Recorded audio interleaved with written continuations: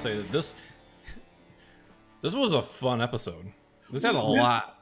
This not what I mean? This might even be my favorite episode, if not top 3. It is so good. There was so much to talk. I was like, okay, let me hit play, get into it. I got my sticky notes up on my computer. We already typed some notes, and I was like, oh yeah, let me write that down. I was like, I mean, my keys were just flying because I was like, oh, let me write that down too. That was really awesome. Mindock, the Mind Menace. So good. But yeah. Welcome back, everybody. This is episode 3 of the Saturday Morning Beefcast. If this is your first time joining us, my name is Jay with Retropop Gaming, and with me is... that smooth intro that we suck on catching. You threw it. We missed it. You threw it back to me last time, so I had to like blindside you this time. So yeah, you caught us. I was sleeping. Aric and Laschita Whalen from Super Secret Project X. We're here again. We're doing the thing. And we're talking about morning. Top of the morning to you. Top of the morning to you. Hey, buckos. I'm getting into the Halloween mood. I got my ghost mug with me today. So. Nice. Yeah, I'm trying to set up a Halloween movie night for Oh, nice. So, right on. Not sure what we're gonna do yet, but I got some ideas. Awesome. Yeah, I'm trying to get my Halloween content all put together. I do have things started, so I'm pretty excited. But today we're talking about now. In the last episode, you said it was Mindock, the Mind Menace, but it's Mindock, and I'm just like, I just keep thinking Mindy. I'm like Mindock. I like Mindock better because that just sounds. Why? I don't know why they went with Mindock. Like I think it's right there. Mind, brain, Mindock. It was just really weird. I don't know. Maybe it was too on the nose, and the voice actors were like, "Is this Mindock? No. Let's say Mindock. Let's tone that down just a little bit." I think they were doing that because, because it was too close to Mindock, the Mind Taker. And it was, Mindock, the Mind Menace. So I think that was kind of a play off of that guy. And then they was kind of like, let's just make him different. And we got to call him something a little bit different so we won't get him confused. Who are you saying it sounds like? Mindock, the Mind Taker from Space Ghost. Not Harvey Birdman. Harvey Birdman. But okay. What was he from, though? Wasn't he from the original Space Ghost? Mindock, I believe, was from Birdman. Okay, yeah. Well, not Space. Yeah, okay, from Birdman. Yes, I'm sorry. Okay. Birdman. Okay. That's mind taking, baby. Mind taking. So yeah, this was a really great episode. I started typing notes like right away. And with most of these episodes, I've noticed that we open up with a great shot of destroyed NASA. All these random spaceships just disheveled and falling apart, like right next to each other. Yeah, like they're like just stacked like right next to each other. I'm like, that's not quite how. Oh, okay, but okay, maybe they were defunct and they just shoved everything and they were gonna push it into the ocean or something. I don't know, but I was like, okay, this is really good, and we get this shot of the subaquatic technodrome. Was that not a beautiful, beautiful thing? This giant semi-blimp, semi-spaceship, very futuristic, very nicely done. It's not like all falling apart like the Doom Train or whatever it was called. It was like this beautiful piece of machinery coming up out of it came up out of the water, and I was like, okay, cool. It's like a submarine, but not quite like a spaceship. And then I'm on land, baby, and it just starts rolling like the Technodrome. I was like, nice. What I loved is it was like pure Marvel comics from like the 60s or 70s, like a pure shot of it just rolling up on the beach. It is the most Marvel comics looking vehicle I have like ever seen. It was beautiful, well put together, and it looked gigantic. Like every little light, I figured it was like a window or something like that. Just this beautiful giant thing. Well, what I adored is it was carrying like 5 people. Like a small city with like 5 people in it. That's the best part. So they get there and like 5 or 6 dudes like come out. You know, I was like, okay, all Well, right. that was the fight squad, and they were huge dudes, so they equaled like 2 dudes apiece. So, I guess the rest of it's for snacks. I mean, come on. When you have something that huge, you don't need that many people to threaten folks because they're already threatened by the giant future pimp mobile that's coming out there. Us! And then like 5 guys come out. They're like, nah, you got us already. Well, let's look at it. Let's look at it this way. You watch Star Trek, like The Next Generation. You got these huge spaceships flying around. How many people beam to the surface? 5, 6, maybe. 5. You know, not too much. But they're gonna look up and be like, "You only brought these many people, but you got that huge ship up there. Why didn't?" Well, you got engineers and doctors and technicians and stuff like that. Mm-hmm. So you got all these bad guys on there that are, you know, just keeping the thing running. So operating the food court. The food court, yeah. You gotta have your waffles and your coffee. Like I said, that was the fight squad. That's all you needed to come down there. So yeah. There were some bad dudes. The thing that I loved was it was all like shiny Marvel future. And the guys that come out are like demon barbarian guys that are just as ugly as butts. And none of them were wearing pants. They were all wearing skirts. I noticed that. But then, I'm good with that. I just find the whole thing, you kind of expect, like, I don't know, like Star Trek Federation dudes walking out. Yeah, I was expecting that, or just more futuristic looking guys because of, you know, what they were driving. But hey, maybe they just found it. Let's just find this thing and drive it around. Dude, let's take that mobile mall. It's like, I'm going to the Spencers. Get in, loser. We're going to Hot Topic. Get in, loser. We're going to Hot Topic. They're just a bunch of emo barbarian monster thugs. So they roll up on NASA, and I don't know if it's not technically NASA, but anyway, it's space station place, and they're looking for, and they don't really describe. They just say they're looking for ice people.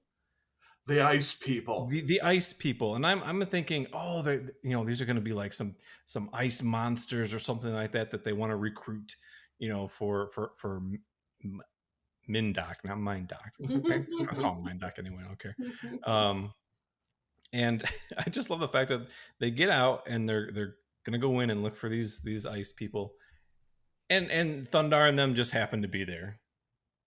They just roll right up on them. Oh, yeah, we're here. Yeah, they were in South America last time, so we know they worked their way right around the Gulf Coast and came down into Florida. Okay, yeah, that works. Okay, yeah, it's not too bad. Yeah, no big deal. No big deal. Those are nice beaches down there. They were probably hanging out for a while, got some sun, what there is, and then went down into Florida and we're like, oh, look at that thing.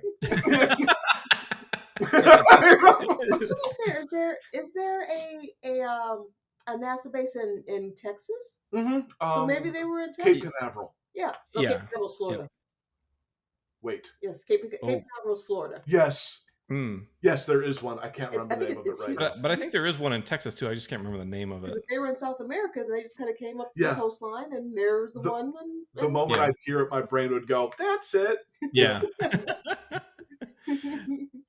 So they show up, and then we don't get an Ookla, no. We get Thundarr, no. Just like the last episode, what Ookla did, Thundarr just takes off right after this thing. I'm just like, she's like, Thundarr, no. And what's really great is Ookla now goes like, and then goes right after him. And this is the moment which is one of the reasons why this just adds to how great this episode is. Ariel literally goes and looks right at the camera. And it wasn't like a kind of a vague, she makes a comment. No, she's looking at the kids eating their cereal on Saturday mornings. I forget exactly what she said. It was like, outvoted again or something. Yeah, that's what she said. She just looks at the camera, outvoted again. Fourth wall breakage. Oh, I love it. Because like He-Man did that too. There was when we talked about the Christmas special. Yeah. When we did our Christmas special podcast episode, there was a point where I think not Skeletor, but the other bad guy, the bad guy from She-Ra. Hordak. Turned to the camera and said something, and I was just like, "Oh my gosh, I love this! I love it." That was in my notes. Just her turning to the camera and outvoted again. I'm just like, "Oh, Ariel, we love you." She knows what's up. Now here's in the case of Ookla, it was just a train. So you were like, "What the heck's up with Ookla?" In the case of Thundarr, at least you're going like, "What is that?" But that could just be like a giant hippie commune on wheels. He doesn't know. Yeah, it could be. It could be a giant peace ship. Who knows? We come in peace. Brr, we're driving over your cities. Peace and love. Peace and love. So they all run up and they confront what's his name? Zoa. Zoa's like I think it was it. He was the leader, like a bigger guy, and he had like a staff, and the rest of the guys had like laser guns, and Ookla. They had fireball launchers. Oh, okay, yeah, okay. They weren't lasers. They were really cool looking fireball launchers too. I was actually going like, this isn't like some Rat Man stick that shoots lasers. No. These are like these big industrial, like retro sci-fi fireball launchers. I was like, yeah, the trio are in the thick of it now. They've really upgraded from biker mice from Mars to fireball launching giant barbarian monster men. And that Zoa guy is like, your sun sword is no use here, Thundarr. And I'm just like, really? Like, he still just kind of destroyed him. And I love one of the guys like shot the fireball at him and missed, because they always miss. And then, as slow as molasses, Ookla just walks. Yes.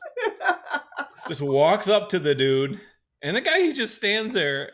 Maybe he's like frozen in fear. He just walks up to the guy and just punches right through the gun. It was just so good. He just splits. And then he lifts the dude up by his gun. Yeah, and the guy falls off, and he's like flaying the gun. I'm going like, is that thing full of propane or something? You just kind of expected to punch it, and the gun explodes. But that was so good. Propane, it only explodes in space. I see. Okay. Correctly, Ariel just really whoops up on them. A couple like just magical, like she just don't care. Like wink, wink, and the guy. She does the tornado spell. Yeah, just looks and just completely takes the dude down. I'm like, wow. She just like does her nails or something. No effort. Yeah, she totally Dorothy'd them right out of the ship. You're out of here. And I think at one point that Zoa guy, he does knock Thundarr's sword out of his hand. Yeah. And he's like, barbarian, I've got you now. And Thundarr's just like, he just leaped at the guy, just like a freaking wild animal. I'm like, this is awesome. Thundarr needs no sun sword.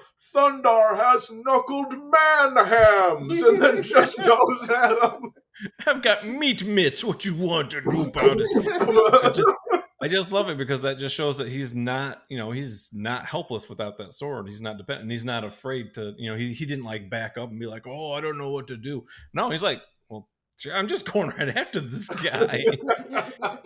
breaks his wizard staff, and then I think that's when Ariel does her Dorothy magic and swoops him back. And I think they were inside like the NASA complex at this point, and she they were like underground and like part of a lab. Yeah, and then she like whooshed them back into their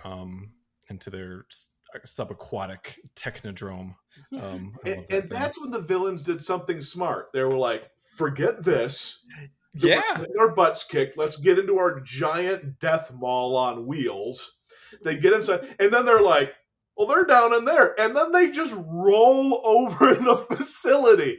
And everyone on the inside is going like, we didn't see that coming. And everything collapses on them. I love that. I just saw him like going back and forth. I'm like, what are they doing? And then I realized that they were underground, and I was like, oh, smart, nice.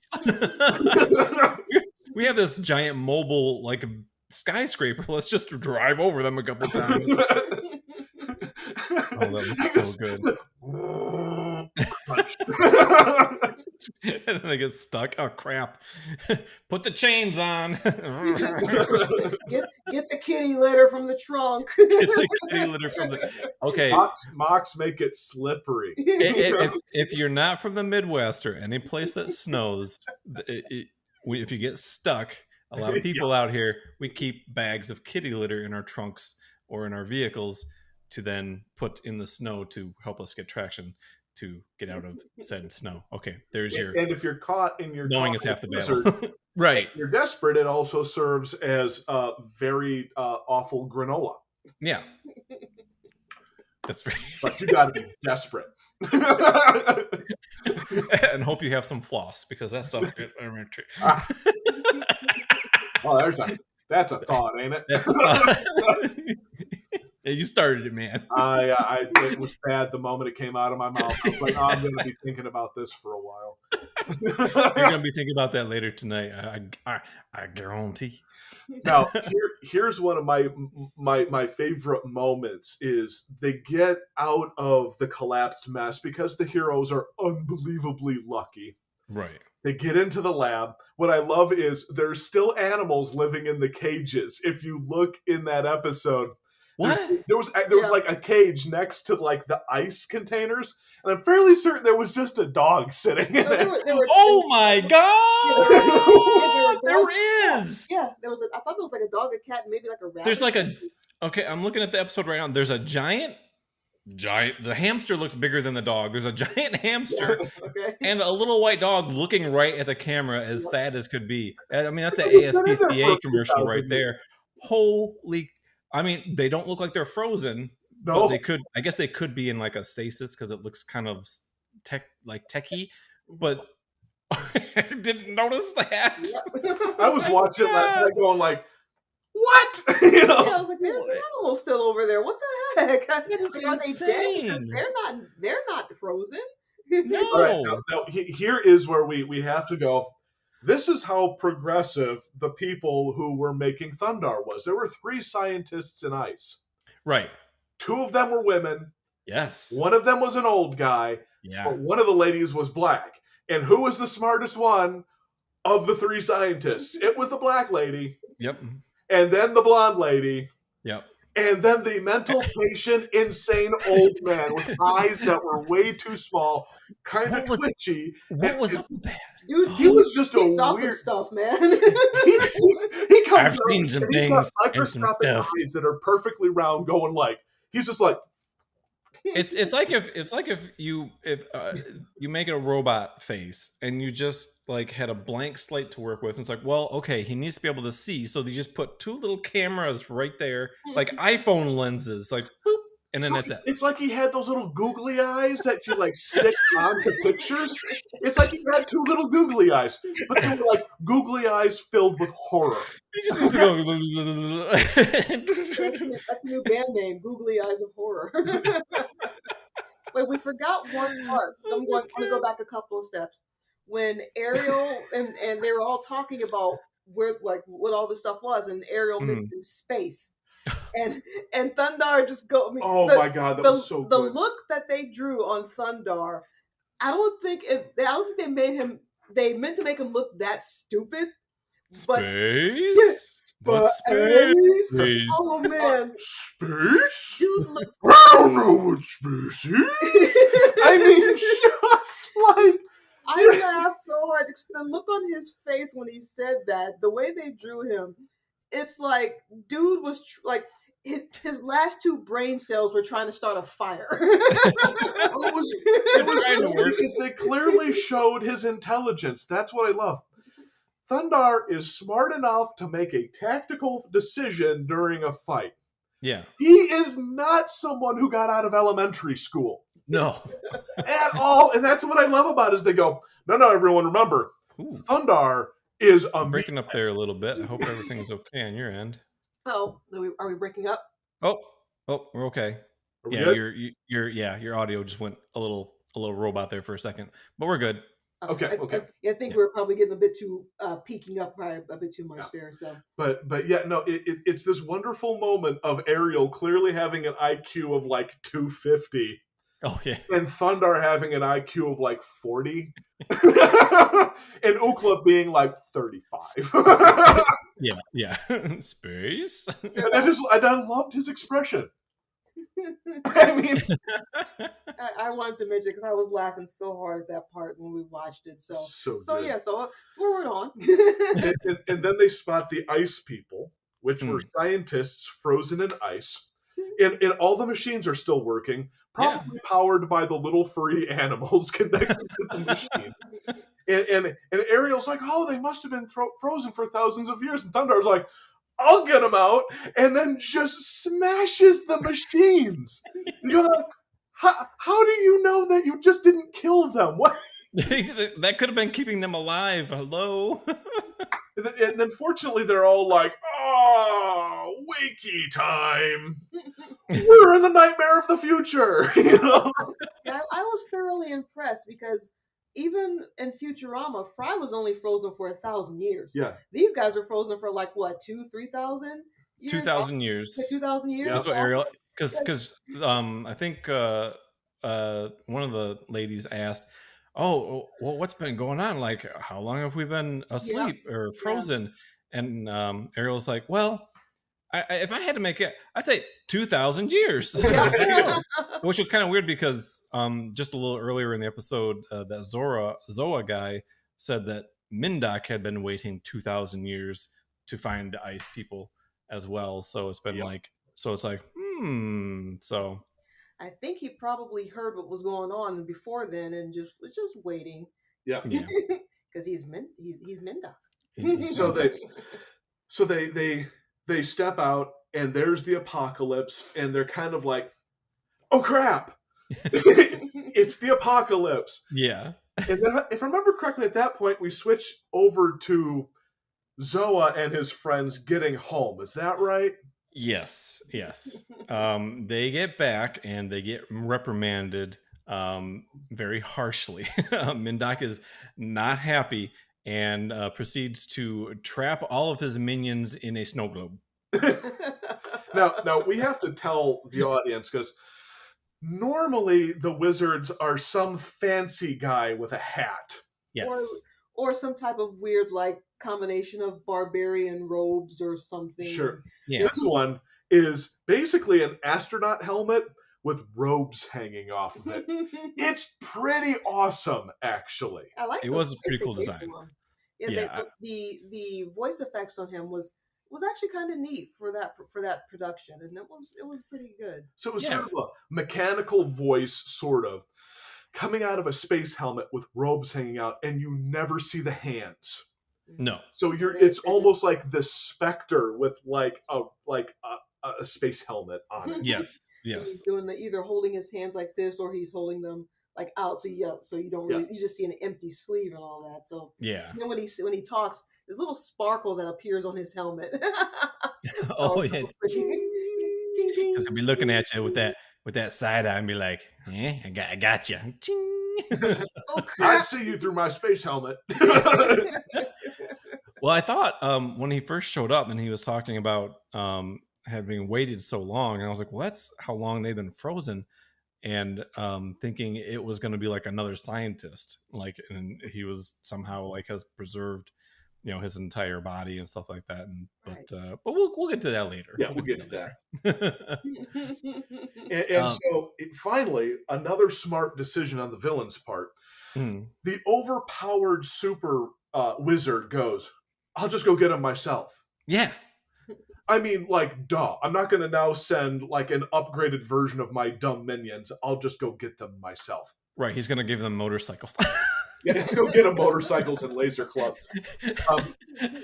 In this case, it switches back to Thundarr and the 3 ice people.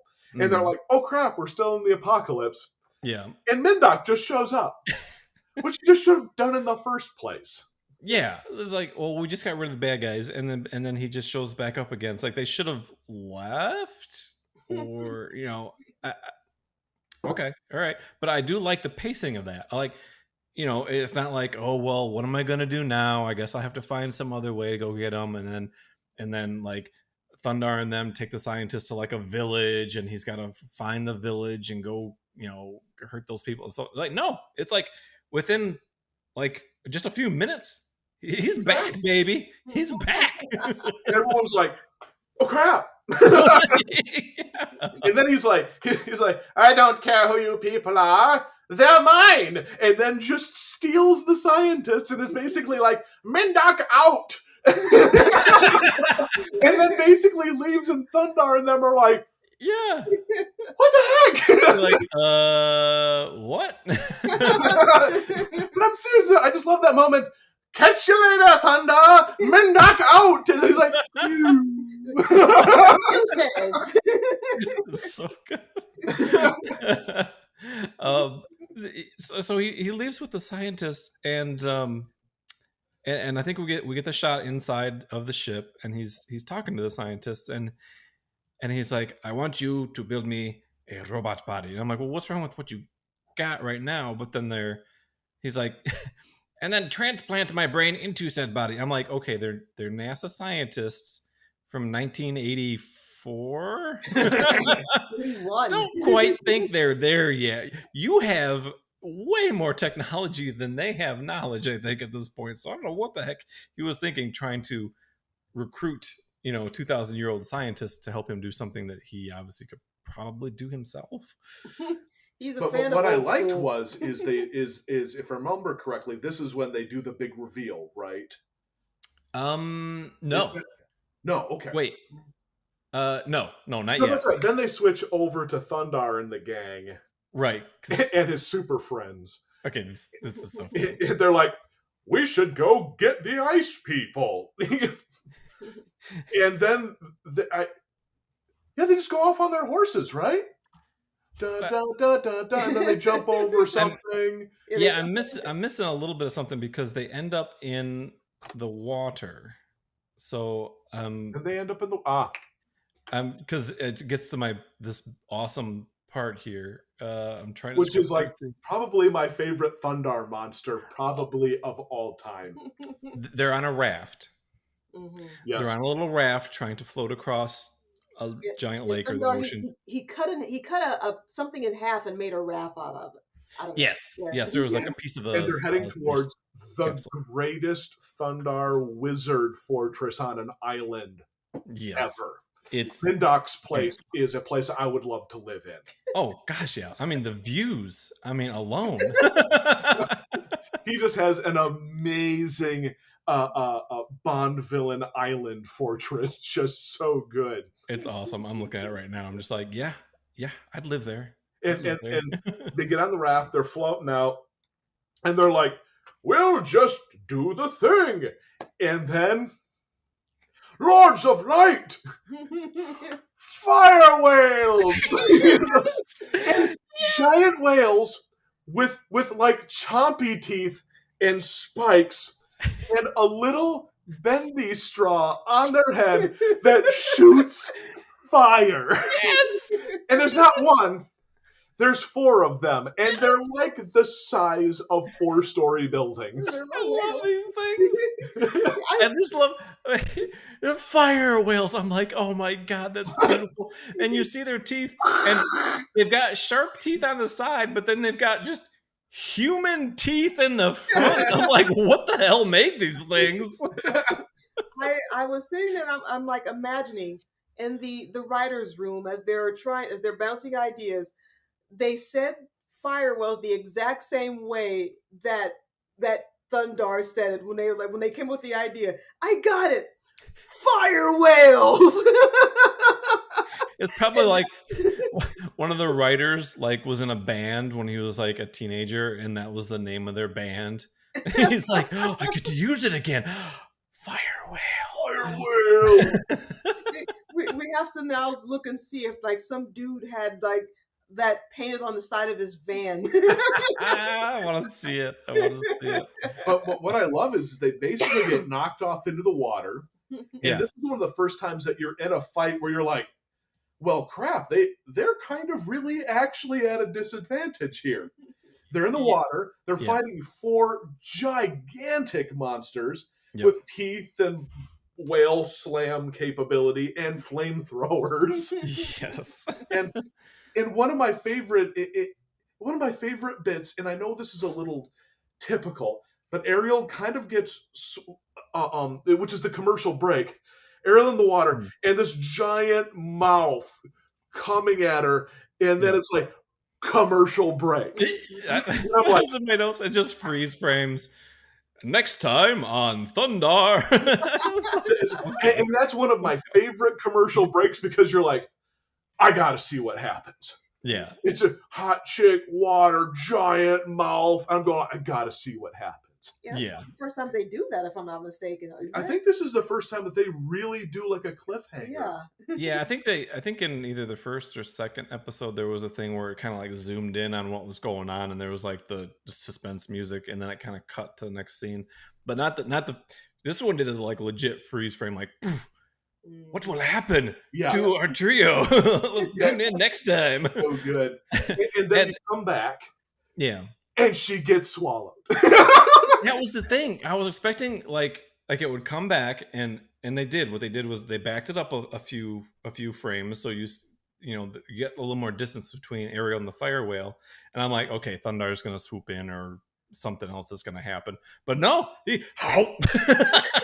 and another one of my favorite shots: hot chick on a tongue from the inside of the mouth. Teeth in the background. Yes. In Thundarr. like really grimacing, like really mad. I've never seen his face look like that before. It was crazy. Like just get out. What about you? David, I just told you to leave. Move, woman. Don't worry about me. I should leave. Don't argue with me. It's so good. And she leaps out, and I just love the Thundarr just holding the mouth open. And then, if I remember correctly, just sort of jumps back and the teeth snap shut. If I remember correctly, am I getting that wrong? Yeah, he gets out and just pew. Yeah. But yeah, and then you get some kind of back and forth, and like one whale slams into another, if I remember correctly.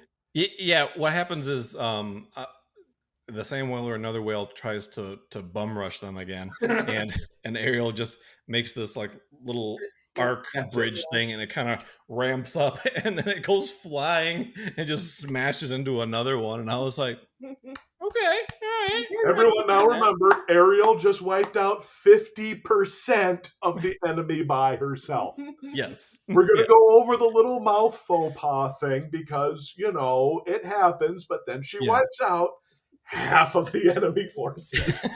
So good. And then we get I can't remember how this one happened. Because both Ariel and Thundarr, they get eaten again, don't they? Or they go into they get gulped again. Yeah, that's where I'm getting a little lost because I thought they did. Yeah, because if I remember correctly, you just hear it gets eaten, goes underwater. Yep. Yeah. You just hear, right.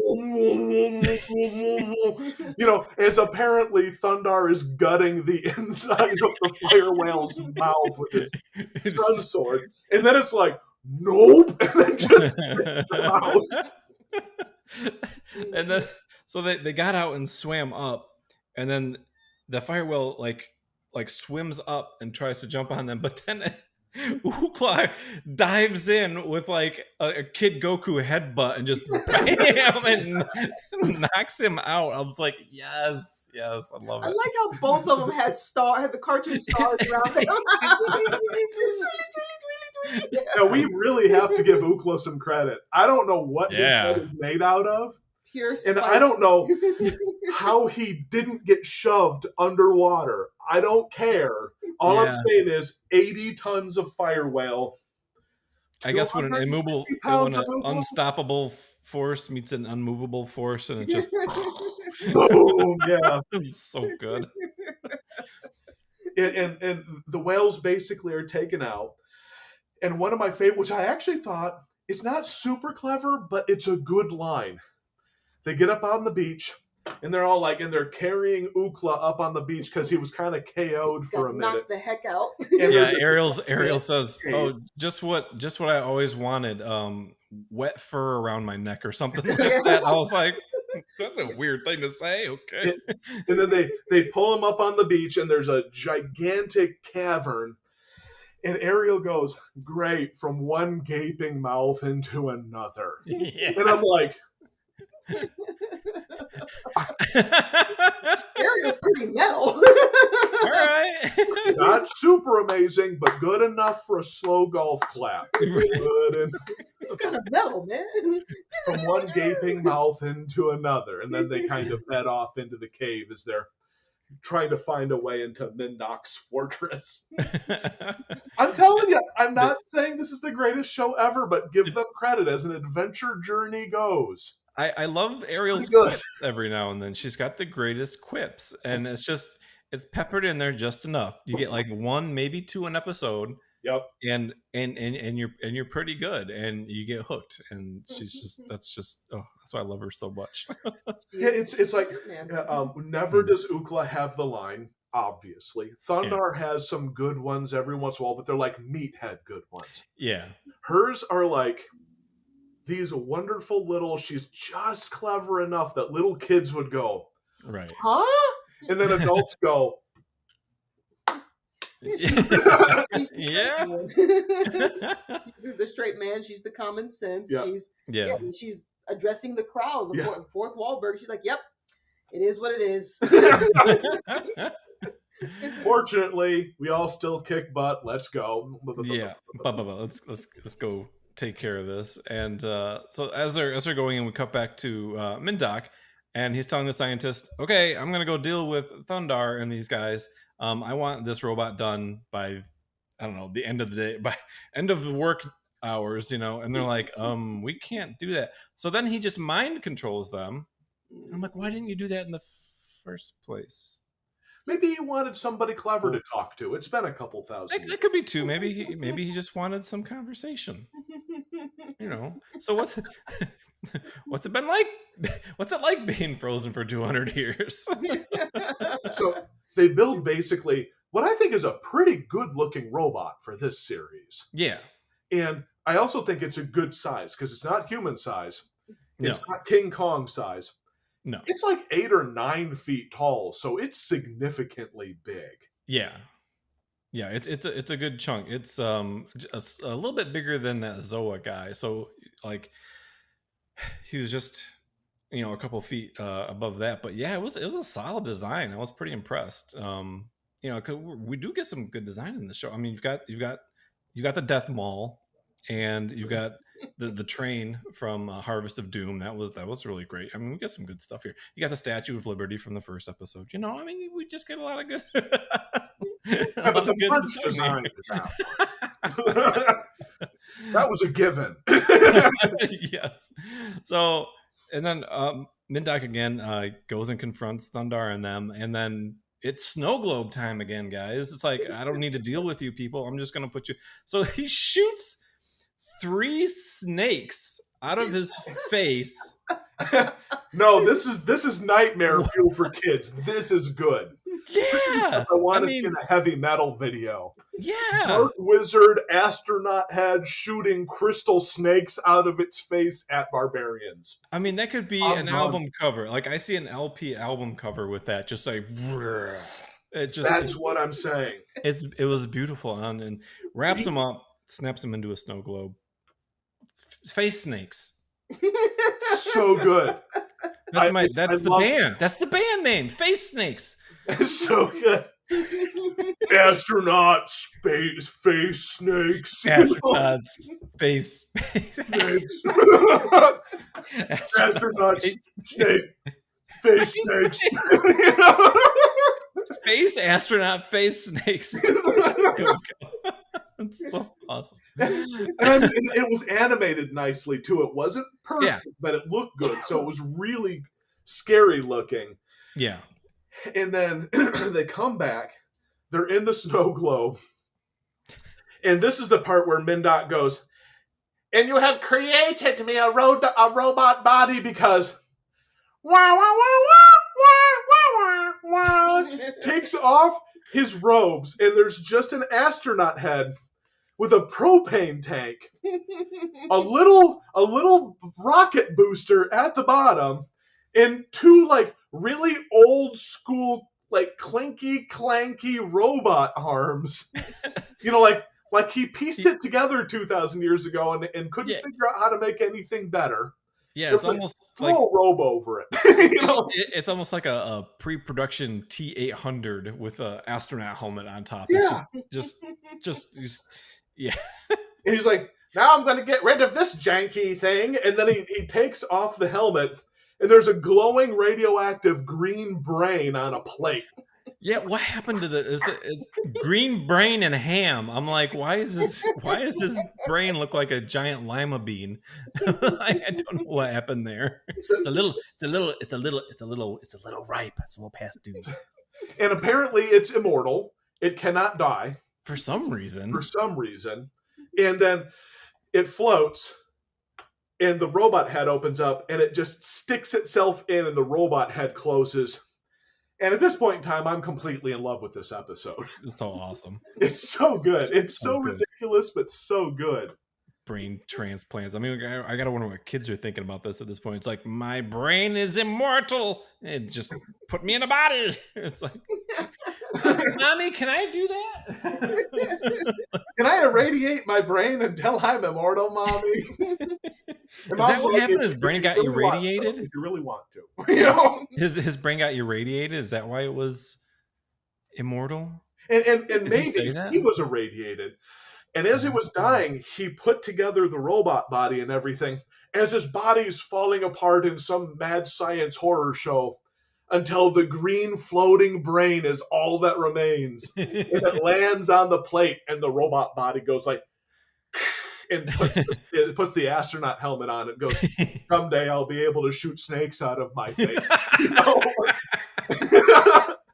Yeah, because he says he spent the past 2,000 years learning magic and science. I'm just like, that's awesome. I can imagine the knowledge you could acquire in 2,000 years. Maybe that's what happens to your brain when you're that smart. To be fair, look at all the stuff he's acquired in 2,000 years compared to the other wizards. He did pretty good. And I had to ask this question towards the end because it's just a general question about the episode. What's his end game here? Well, his end game, which is about to be basically kind of revealed, though some of it's still a bit of a mystery. Yeah. Because he's like, now that I have this magnificent new body, I can pilot my battle destroyer that I have. Right. Doors open up, and it goes boom, boom, boom, and it walks out, and it slowly floats down, and basically what should be in a heavy metal video. Yeah. Robot floating through the sky, drops down into a battleship.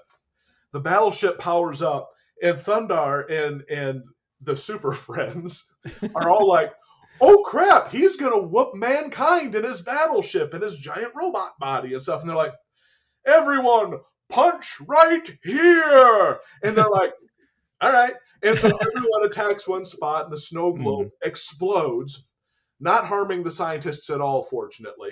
It knocks them out of their trance, too, for some weird reason. It's either that or Mindock is just like, Mindock out! And just like lets it go and just doesn't care anymore. He got what he wanted. He's out of there. And another question I had was, before he did that, the scientist finished his body. He's like, I have a present for you. And he gave the scientist, the mind-controlled scientist, the snow globe with Thundarr and Ariel and Ugla. And I'm like, why would he do that? That's a question. He probably just goes like, I'm going to win now. Who cares? That's true. He's probably just like, I've beaten you people. It doesn't matter anymore. But I mean, everything he's saying in the last fight is indicating that it never occurred to him that he was going to lose. Yeah, that's true. So they basically, there's something wrong. We decided their horses are brain dead or something. There is something wrong with their horses. Because they're like, horses now! And, the horses show up and they're like, okay, we're going to jump 500 feet down onto the bottom of a space battleship. Why not? And so they, if I remember correctly, they leap after them, and they're kind of riding after the battleship. And Thundarr's ahead of him is like, Thundarr out! And he just leaps right off of a thing onto the battleship. And Ookla and Ariel are like, we're 3 feet behind! No! And Ariel's like, oh, wait a minute. Right, I'm a sorceress. It makes a fire bridge, and Thundarr is like looking back, and Ariel and Ookla ride over a fire bridge and get onto the battleship.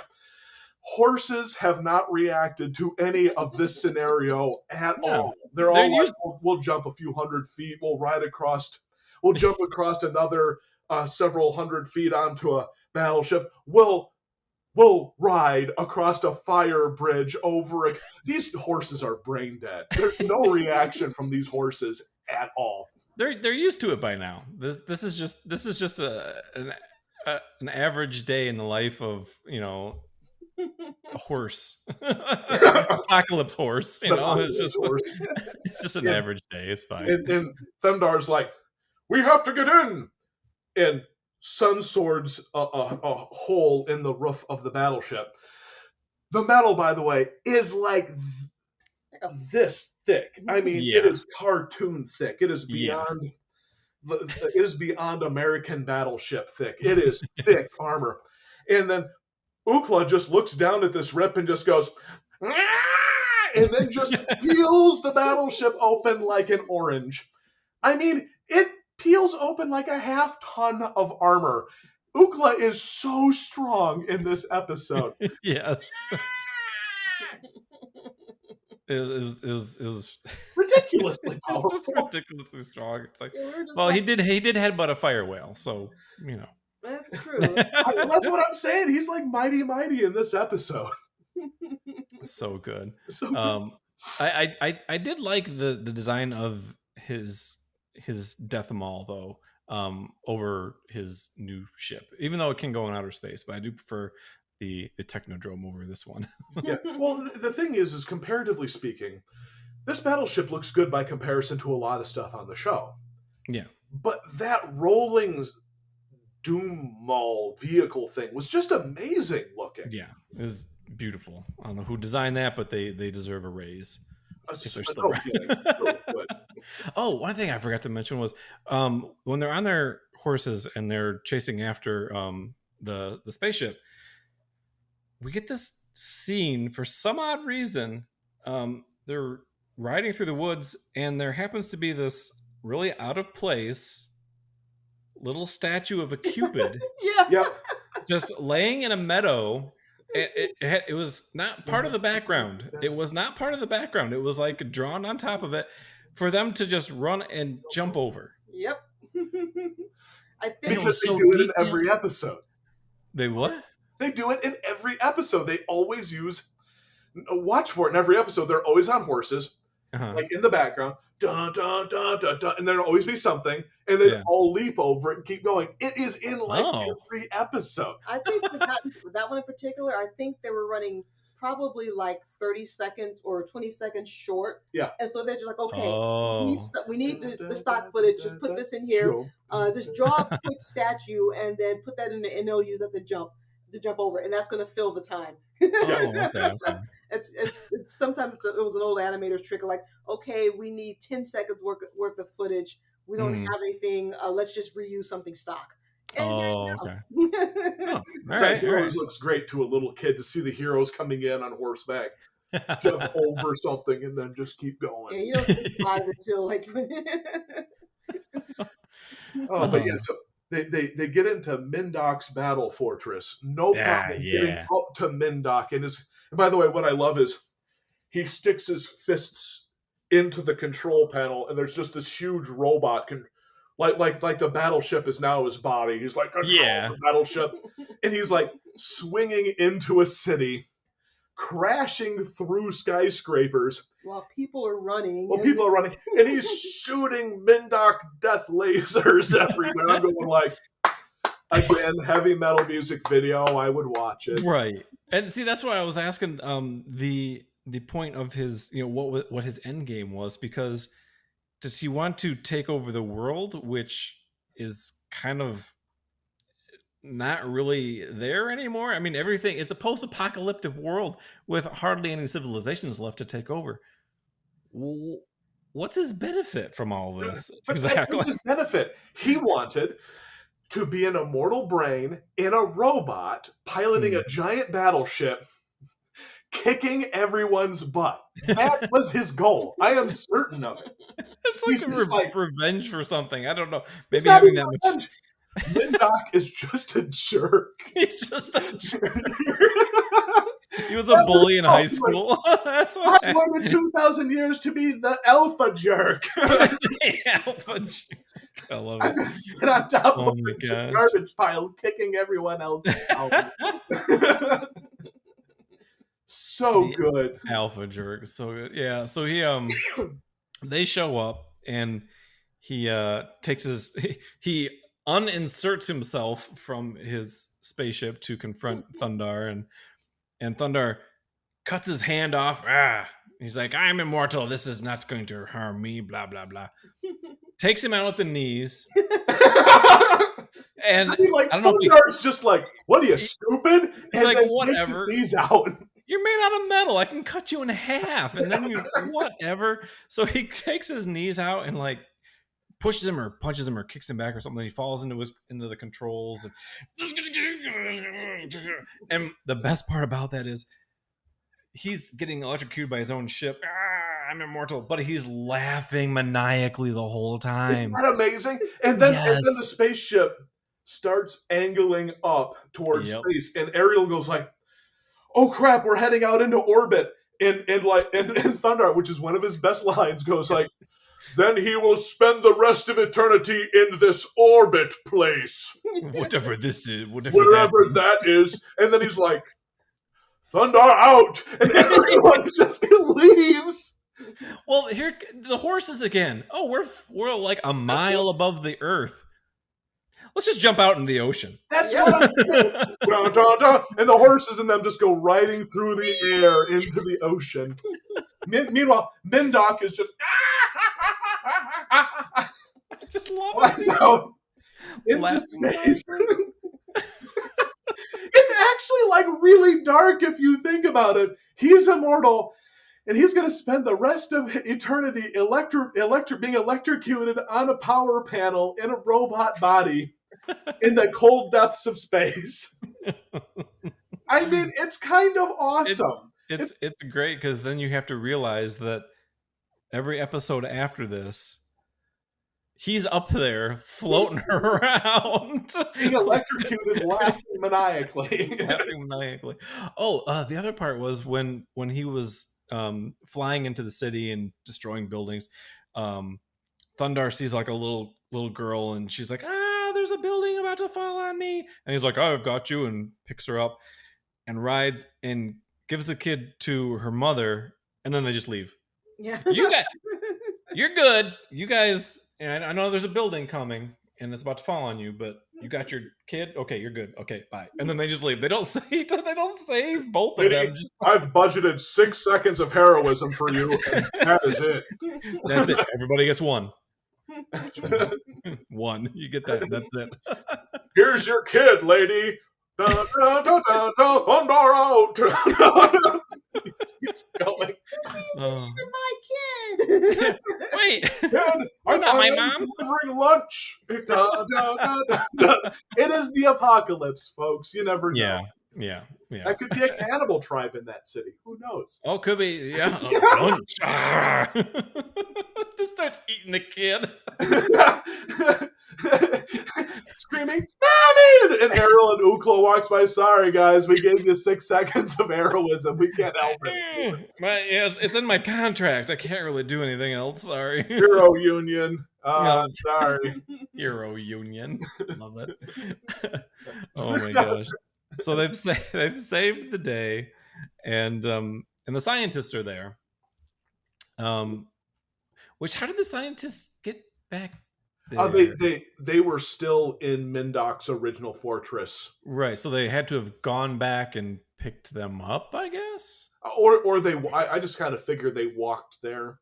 Well, that's true, because it wasn't too far from where he was, because he got out and just city. and they're just like, well, we're gonna see if we can help some cities and do what you guys do and go explore. And they're like, cool, we out. And Thundarr out. And but if you look, the final shot there, they leave, but there's nobody else around the scientists. They're just kind of like there on their own to fend off, whale shark or fire whales and whatever else, like the muck monster from the last episode. Like, who knows what they're going to run into? Like, hey, the world is kind of scary right now. So why don't you come with us? No. Oh, you guys good? All right. Well, what later. I love is they're having that quick see ya conversation, and the old scientist goes, and maybe we can adventures like you three. I'm like, yeah, you with your bad hip and your heart condition, 85-year-old crazy guy. Yeah, you got what? Maybe 5 days left after your freezing sickness finally kicks in and takes you out. Yeah, but no. I'm willing to have the conversation of two hot mad science babes from 2,000 years earlier in their mad science coats, blazing across the apocalypse and having adventures. Oh. And maybe the old guy too. But the old guy was like being really presumptuous, and maybe we can have adventures. And I'm going like, maybe I want to hear the two younger ladies say that. Then you can come in and go, yeah, maybe. But this is like 1930s old German scientist guy old. Yeah. Like the kind of stuff we see in black and white photos. This dude is old. Yeah, because if he was that old in 85, you got to figure like when he was, young and kicking around. He's been around a while. Yeah. Oh my gosh, so good. If you also looked at that shot before they zoomed in, it actually did have like space capsules with NASA written on there. So it actually was NASA stuff, which I was surprised that they got away with that at that time. Well, not surprised actually, but it does say NASA. It says NASA right there. Yeah. It wasn't. It's not a trademarked or something. It's a government thing. They have some trademark stuff for NASA, but it's really limited because it's taxpayer owned. So I think they were able. Oh, okay. And like it just has an NASA. It's not exactly the logo. It's just a few letters. I mean, it kind of looks like they're what's called the worm logo because it's all made with one line. Sure. But it kind of looks like that. But yeah, it just says NASA. There's not like it's not like the we call it the meatball logo at my work because we print stuff for NASA, and we call it the meatball logo with the stars and the little thing around it. I don't know. The thing. You know what I'm talking. This thing. Like the meatball. Everyone knows what I'm talking about. Meatball thing. So yeah, this was a really great episode. I had so much fun watching this, and so many good parts and characters, and I just every episode seems to be better than the last one. I'm really enjoying going through all these. So great. I was thinking earlier today, I was like, oh yeah, we're gonna do every episode, and I was like, wait a minute, how many are there? Because right now we're getting one, maybe two a month. Yep. And I was like, this will take us like 30 years, but then I looked and there's only like 30 episoeds, I think. There's like 30 episodes. I think we're okay because like we want to get into other stuff, G.I. Joe, Thundercats, and all that stuff. So we'll get there. We'll get there, you guys. But this was any other final thoughts on this episode? No, it's just one of the good ones, isn't it? It was fun. I just love the good sci-fi stuff. I love it. It's just so great. Robot brains flying around inside the other robots and making death ships to destroy people. It's just snakes. It's just good. Face snakes. I love the face snakes. It's so good. Fire whales, face snakes. Yeah. It was a good day. It was a good day. Alrighty. Well, I'm excited because it's getting close to Halloween time, you guys. Yeah. And we talked about next month doing a special Halloween episode, and I think we keep a secret right now, but we did mention what we might be talking about. But we'll talk about that, and we'll let you guys know. We'll I'm excited to do some spooky stuff for next month. But other than that, you guys want to go out without weed plugs? Well, what's the next episode? Oh yeah, what is the next episode? Hold on. I got it right here. The next episode is Raiders of the Abyss. Dun dun dun. Isn't it? That's so good. Yeah, that is both a really good Pulp Fiction cover / heavy metal song. Oh, it's just Raiders a great of the Abyss. Yes. Raiders of the Abyss. That's so then, good. And then comes the guitar solo. I'm all set. I'm all excited for this one. That's awesome. Raiders of the Abyss. That sounds really great. I'm just looking because I've got like the whole list up here, and just looking up the next one. I'm not going to mention the next one, but the episode 5 sounds pretty good too. So, all right. Oh, episode 6, you guys. You can look at it later. All right. Hey, we should probably get on to plugs. Do your thing, guys. As always, Aric and Laschita Whalen from Super Secret Project X, supersecretprojectx.com. We do a live sketch every Sunday at 5 p.m. Central Time. It's on YouTube. It's on Twitch. Please join us. We just go and sketch classic characters and BS about cartoons. Mm-hmm. And we'll have product out in the future. We're working on it. Full-time jobs, blah, blah, blah. Yeah, they always get in the way of being creative. Hate it. It does, but... Unless your full-time job is being creative, then that's amazing. even then, yeah. That's our end game, you guys. That's our end game. Of course, I'm Jay with Retropop Gaming. You can find me on Twitter, Instagram, Facebook, and right here on YouTube. And with that, have a good rest of your weekend, guys. And we'll see you guys next time with episode 4, Raiders of the Abyss.